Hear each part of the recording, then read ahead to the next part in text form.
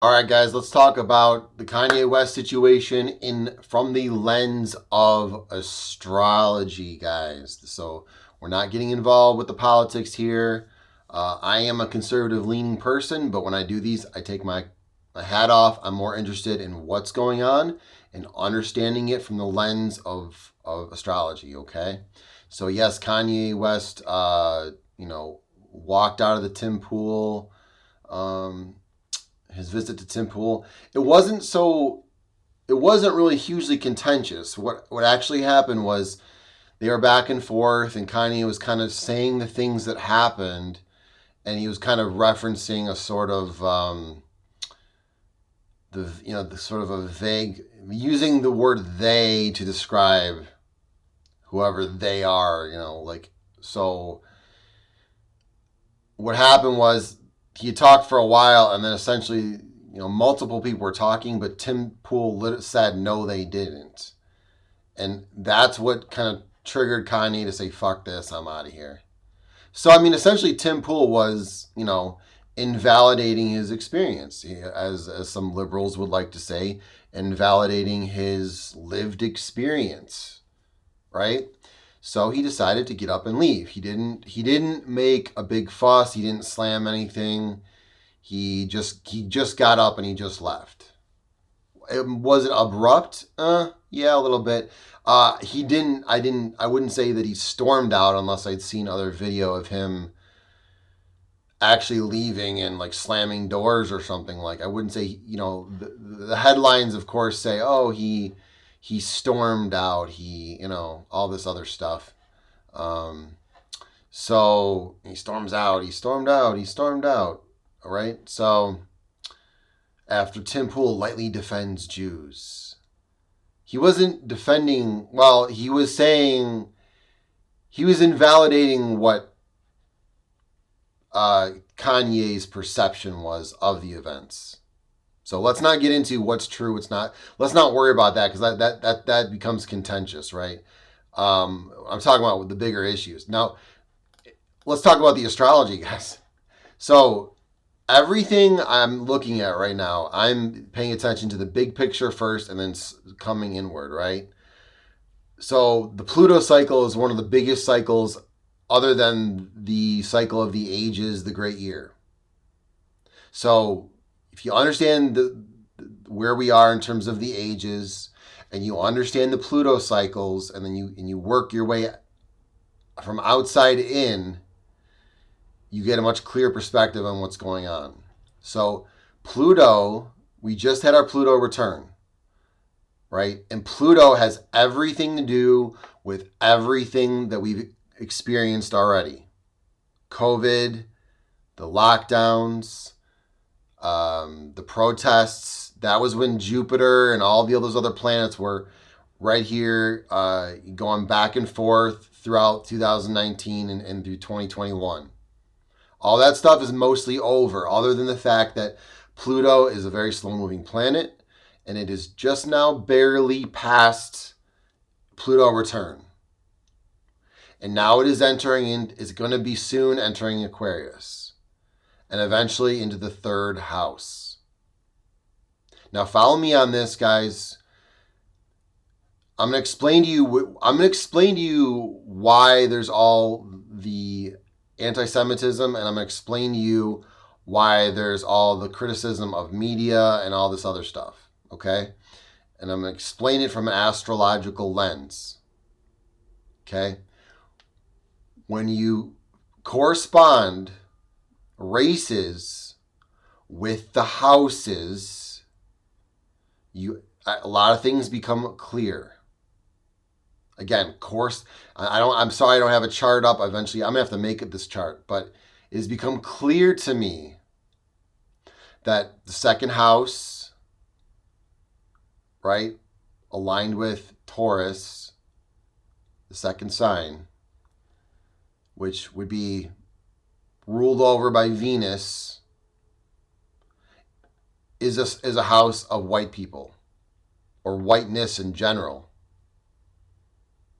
Okay, the eighth corresponded with Scorpio, the sign of Scorpio, but the eighth house represents black people, right? And there's a white-black racial axis going through here, okay? And notably Mercury, I haven't even gotten into this, but Mercury is directly opposed to Pluto. But anyways, just to give you the backdrop, guys, did you notice throughout 2019, 20, in recent years, all the criticism of white people? White fragility, white this, white that, darn these white people. White people becoming anti-white. The primary factor in this, whether it's the cause or it's just corresponded, is Pluto. And it was extra strong because it was happening during a Pluto return. So that's white people in the second house. So which race corresponds with the third house? In my opinion, it's Jewish people. And I'm going to give you the brief lowdown on this, but this is more foundational information. But Jewish people, well, first of all, Jewish people are corresponded also with the signs of Aquarius, Capricorn, Judaism itself, the ideology, okay? And Gemini. What do these things have in common? Capricorn, Aquarius, and Gemini. And you notice this explains a lot, because when we talk about the Bible, right, and when certain things were written, when was the Torah written? Somewhere here during the age of Taurus. Okay? Gemini is a sign of communications. So is the third house, sort of. Right? There's a relationship there. The thing that these three signs, and also the houses that correspond with them, Gemini, Capricorn, and Aquarius, is that they are ruled by contractive planets. I'm going to say it again because I want you to process this. What does Gemini, Aquarius, and Capricorn have in common? They are all ruled by contractive planets. Saturn is a contractive planet. It contracts, it divides, it gives resistance, right?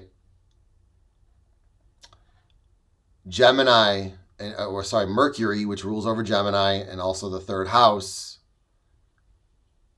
also contractive. In other words, think about Mercury. Think about words in your head, or words that you speak or I speak to you. First, you need a concept. Words are concepts. They help to describe something larger. So we use words to describe things that are broader, and would take far more words to describe, where you find one word for it. That way it's contracting, it's conceptualizing and drawing in all that is attached to it into one word. This corresponds mundanely with the fact that Jews are more outspoken. They have a tendency to communicate more within their own homes, out in public. They have a tendency to voice their opinion more. They are not as afraid as white people to say what they think and say what they mean. They're also not afraid to criticize openly, right? Mercury and the signs that it rules, the communicative signs that it rules, have a tendency to be, point individual natal charts have a tendency to show us why someone is critical. Is critical bad? Is it good? Yes, no. It's both. It's how much kind in what situation. It's all relative. All right, so what am I trying to say here? I'm trying to point you back to the idea that Jewish people are, in my mind, in my opinion, I see Jewish people, primarily tied as far as the house system goes within this is a United States natal chart. I would tie Jewish people here. Yes, to the third house, also to the 11th house and the 10th house, because that they correspond with Saturn and with Aquarius and Capricorn. So we would expect, I'm bringing this full circle here, so pay attention. We would expect that Pluto is right here, just past its Pluto return. Pluto's transiting now just past its return. So as goes all things, we see the seeds of those things rising far long before they actually hit. So it's not as if Pluto's going to arrive in the third house and then all of a sudden one day we're going to see criticism of Jewish people. Right? We're going to see it, and Kanye and Trump and all these other movements are, frankly, in my opinion, just the seeds of this anti-Semitism. Now, bear with me here. There's a flip side to this. The flip side is that we are in the age of Aquarius. This is going to be a Jewish-led age. I think when I say that, I don't say it as hateful. I say it as a predictive astrologer trying to perceive things as they are. I'm not interested in it's this, it's that, attaching some kind of name to it or anger. I don't care. I don't care about any of that. I only care about what is, and in my perception, the things that are being said, there's truth to them. And to be honest, it's the denial of them, denying those truths, pretending like reality isn't reality. That's called gaslighting. When you tell people that reality and the reality they perceive isn't real, and they keep on seeing more and more and more of it, and they investigate it and they research it, and we have a problem. And guess who's responsible for sifting up and sussing out and pulling up all these problems and making us confront them? Boom, it's Pluto. It's what it did here for white people, and frankly, it's going to continue for white people. Matter of fact, I would argue that the criticism of white people may not have, it actually may not have fully. I think it reached a peak due to the Pluto return, but eventually it's going to fizzle out. As does all things. All things come to an end. It's all cycles. It's all repetitive cycles. Okay? So with that, guys, we're going to continue to track the story, and I'm going to continue pointing back to this. This is what's essentially corresponding or correlating or causing, however you want to view it, the anti-Semitism. This is what's causing figures like Kanye to come to the forefront. Now, to be honest, guys, I think they're, and I think we already see it. It's not even so awesome or crazy predictive to say. I think they're going to make him a sacrifice. I think they want to make him a sacrifice, because then it communicates to you to shut the fuck up.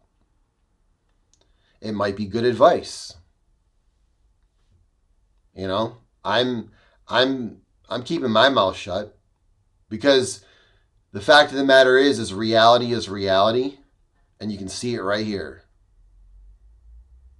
Right? You can see it right. It's right here in the zodiac. It's right here in the country's charts. So in my view, what's going to happen is what's going to happen, and I don't want to be fucking caught up in it, to be honest. I was angry about it for a minute. Maybe there was a year in my life where I discovered these things and it upset me. But this right here is the bigger picture. It is what it is. I highly recommend, well, you do you. I'm not going to tell you what to do.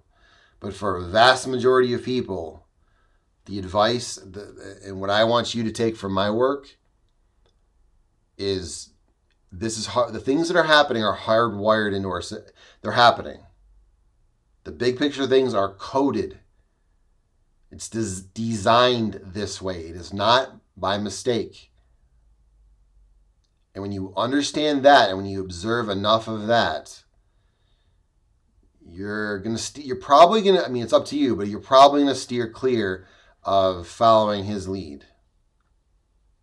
I have no problem with what he's doing. He can do what he wants to do. I'm just an observer. And wherever you fall on this, that's on you. But I think they're going to use him. I think they're going to make an example of him. So, be that as it may, I expect all of this to continue. As actually, to be honest, I expect that this is just beginning. And with that view in mind, I think it'll help you be calmer it'll help you be calmer and not get caught up in these stories.